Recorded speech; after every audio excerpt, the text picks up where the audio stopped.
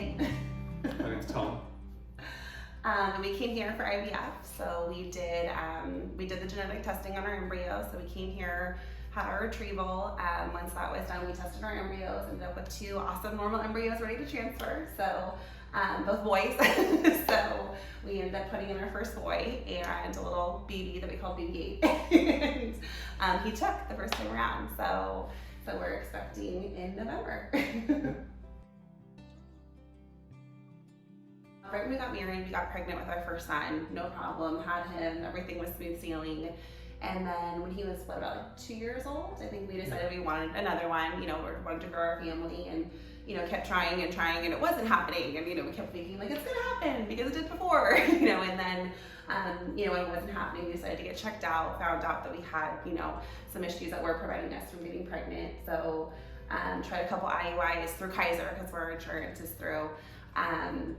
Didn't have any success there, so we knew the next step for us was going to be IVF. And Tom has a really good friend in his department actually who had come here and had their little boy with Dr. Rosencrantz, and they couldn't speak more highly of him. So we gave him a call and and started down the path with him, and that's how we ended up here. So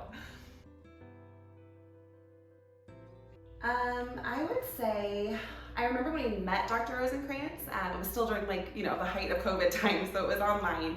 But he was just so kind and so caring, and just, we knew going in that he was an incredible doctor, that he was the best at what he did, but I think we were really struck by just what a kind human being he was, and just, he took so much time to answer all of our questions, and I'm the type that always has 100 of them. He was so patient with us and just so accessible, and just, we really were struck by that. I think just his bedside manner and what a great human he was, Mm-hmm.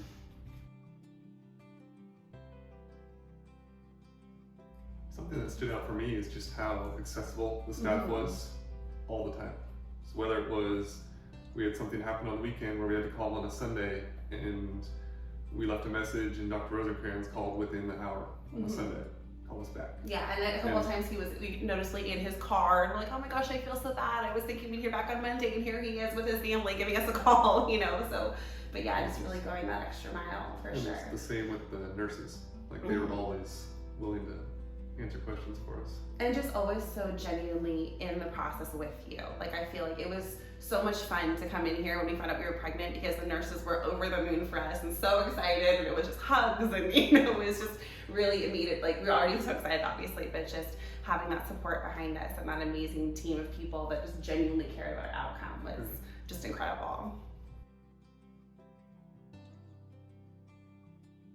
So like she was saying, it was right when COVID started is when we were making the transition from trying the IUIs to the IVF. So the first part, it was all virtual online. We had the meetings with Dr. Rosencrantz, and then started the process, came in. I think it went fairly smooth. We didn't have any big hurdles during the process. No, we did. Our retrieval was early December. And then we decided to do an ERA just to make sure we had the timing perfect. So that happened in January. We transferred our first embryo in February, and he took. So now we're pregnant. so it was very smooth. Yeah, definitely. 1 retrieval, 1 transfer, which is the dream. So it was awesome. We just went into the second trimester. So the honeymoon phase.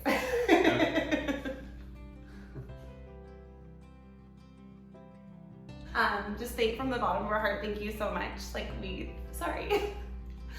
There were just so many days where I didn't think this would ever happen, and we're just so eternally grateful for this.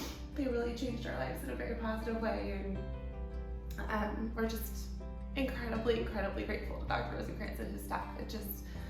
They made all the difference in our lives, and we couldn't be more thrilled. You said it.